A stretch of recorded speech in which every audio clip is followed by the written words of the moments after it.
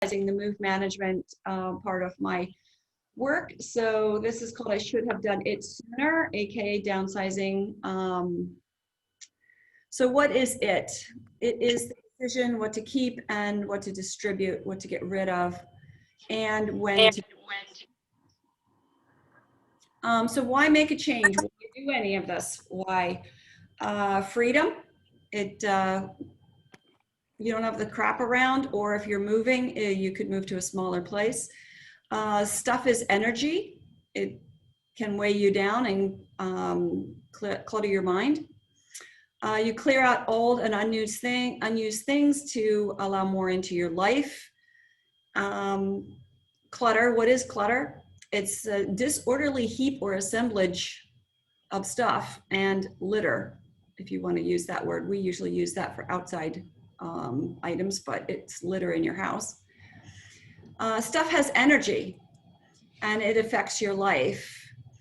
These are some of the ways it increases stress. If you don't believe that, there are all kinds of studies saying that just having a lot of things around is weighing on your brain. Your brain is looking at them and trying to figure out what it's going to do with them, if it needs to make decisions about the things in your subconscious or unconscious mind. So let your brain relax a little bit and get rid of some of the mess. It wreaks havoc with your diet.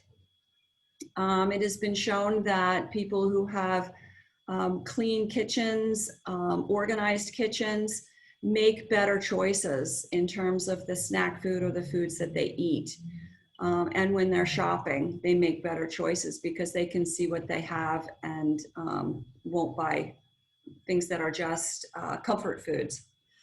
They trigger triggers respiratory issues. Usually there's more dust around. I can attest to that, being in people's homes where there's a lot of clutter and cleaning them out. It can jeopardize your love and home life. If you have a lot of stuff around, you may not feel comfortable, or your family partner may not feel comfortable having people over and isolating. It isolates you. You don't feel good about yourself either. It can derail your career. If you have a messy desk and you're not organized, you don't do your job well. It really cuts down on productivity as well. And it's not good for your wallet. You end up buying things twice. If you can't find something that you know you've purchased, then you go out and purchase it again. Or you end up purchasing things you really don't need. If you have a dog and you're just happen to see another toy, you buy the toy. Your dog doesn't really want it. Your dog doesn't care. You're really doing that for you, and you're spending money you probably don't need to spend. So this is what it ends up looking like sometimes. This is a cartoon by a friend of ours, and he gave me this image to use. So standing in front of a storage unit, and someday, son, this will all be yours. Or maybe not. So back to what is the decision to keep. We're going to talk about what to keep and what to distribute, or how to distribute it. Now I'm going to move into this presentation in terms of a senior move manager when I'm working with seniors who have usually been in their home for a long time, years, 40 years or so. And they're talking to their children, and they say to your children, what do you want? And the answers come as, I don't really want anything. These are usually how they break down. I want a few things, and I want everything, which is really scary. Or I'm not ready to take it, which is, again, not very helpful. So I find families to be a help or a hindrance.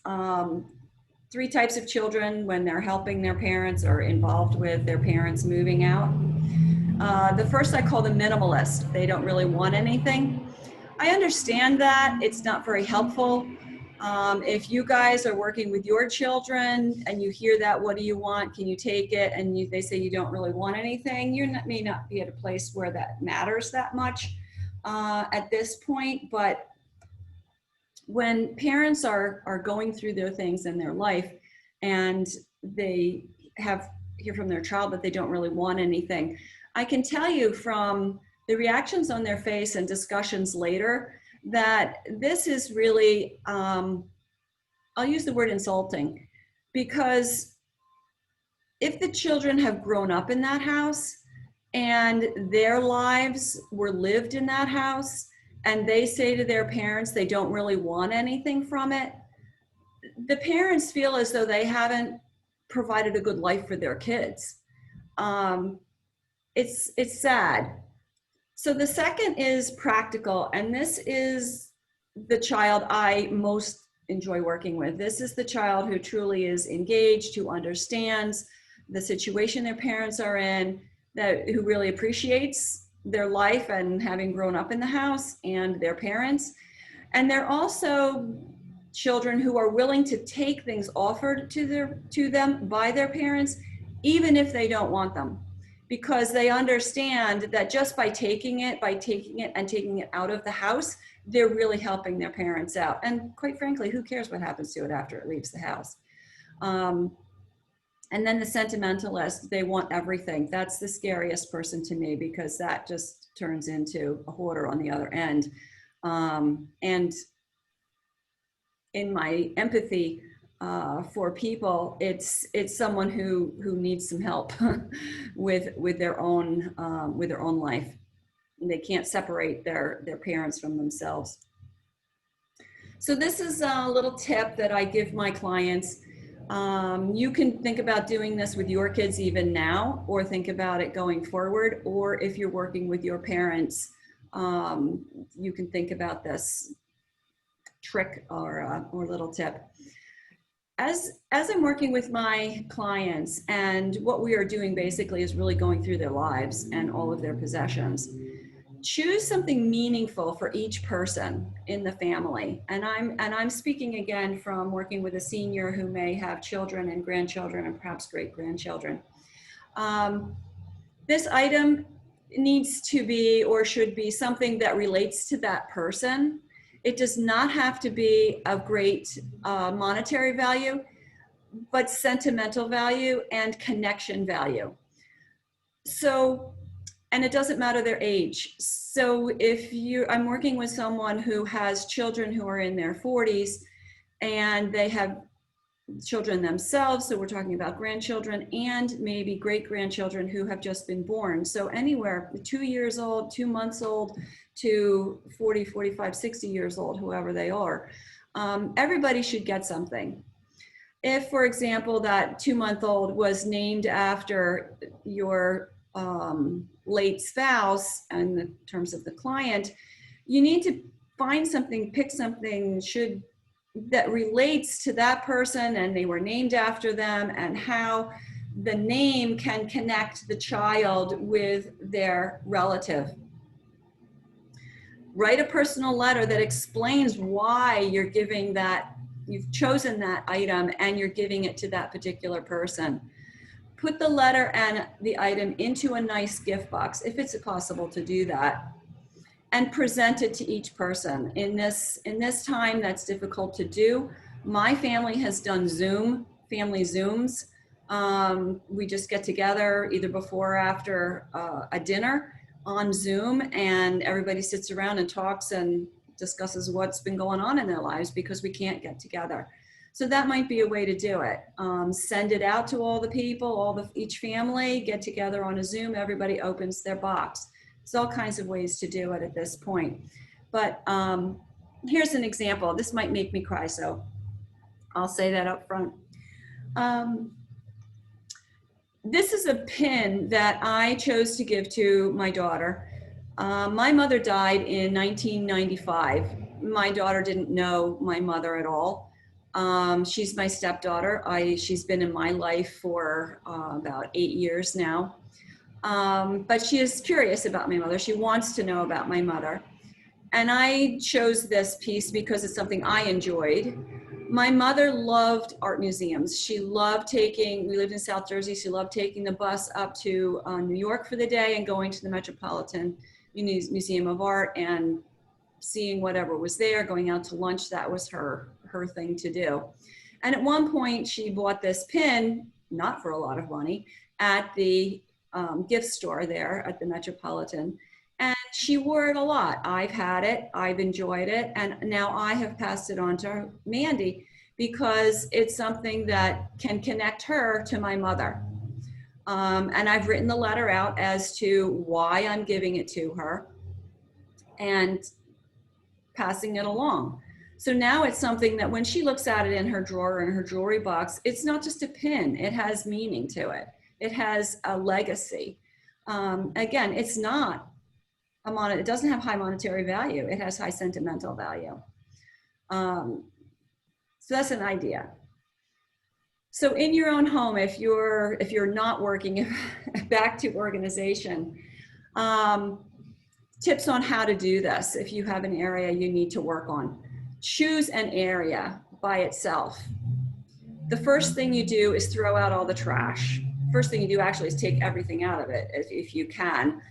Pull everything out of the area. If you're doing just the junk drawer, pull everything out of it first. If you're doing a closet, pull as much out of it as you possibly can first.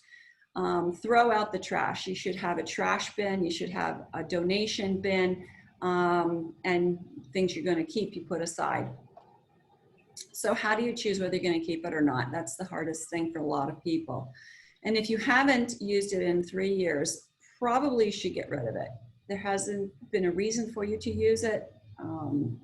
There most likely won't be.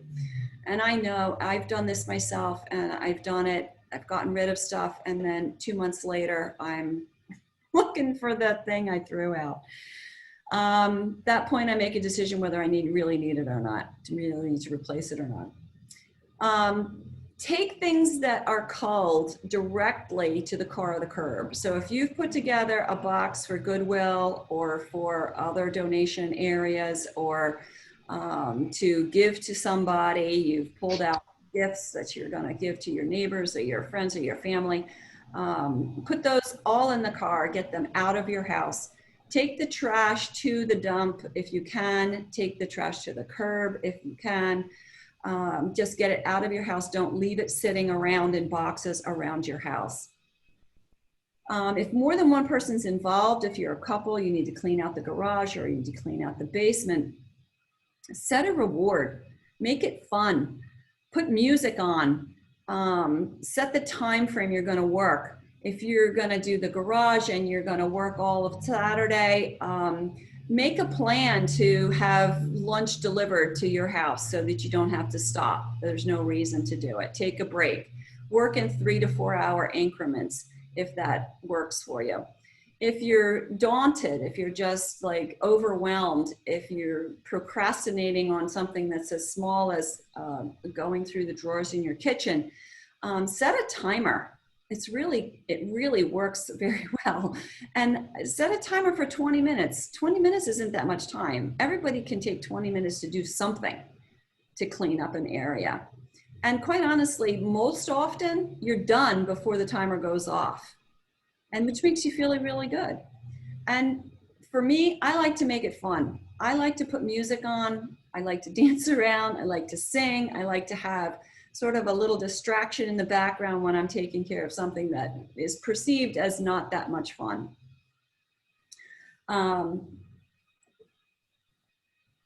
This was a picture from a client's home. This is a dining room. They were getting ready to move. And this was actually done by one of the children who came over and thought that they were helping out.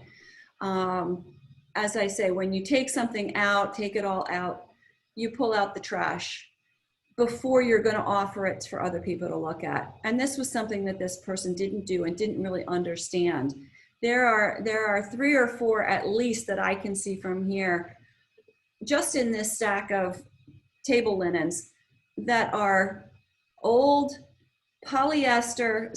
I know that they're stained because everything polyester is stained after it's used several times. That just should have been thrown out. That should not even be in the stack for a family to even consider going through. If it's stained and dirty, nobody else is going to want it. So cull those things out before you offer them to other people. She wasn't willing to do that. She didn't understand that. She was one of the 3rd variety of children where she wanted everything. And she wanted everybody to see everything. even though they weren't the same kind of person. So practical steps, when you're feeling overwhelmed, the elephant at the bottom, how do you eat an elephant, is one bite at a time. Take small places, take small areas to work through. This is the 5 designations of where you might put things. Keep, give to family, donate, sell, or trash. Choose an area to go through at one at a time, and work in 3 or 4 hour increments and take a break. When I'm working with seniors, that's what I do. Usually 3 hours is the limit, because after that they're tired. It is tiring making decisions, especially if you're going through your whole life. And after about 3 hours, people aren't making good decisions anymore. So depending on your outlook, if you're doing this, doing this yourself, maybe you should go beyond 3 hours, because you'll be throwing more things away than you thought at the beginning after 3 hours. So it all depends on what your outcome is. This is how I work together with people. I have a consultation in your home. If I'm dealing with a senior, another family can be a bit available. That's very helpful. I prepare an estimate based on time and the resources required, or the resources that I bring to a job. And when you hire me, again, we work in 3 to 4 hour increments. If I'm working with you directly, if I'm doing something on my own, I work for a longer period of time. And so when is the decision to start? As soon as possible, because we need to clean out our homes. And this is my information. And that's it. If you have any questions, I'm happy to answer.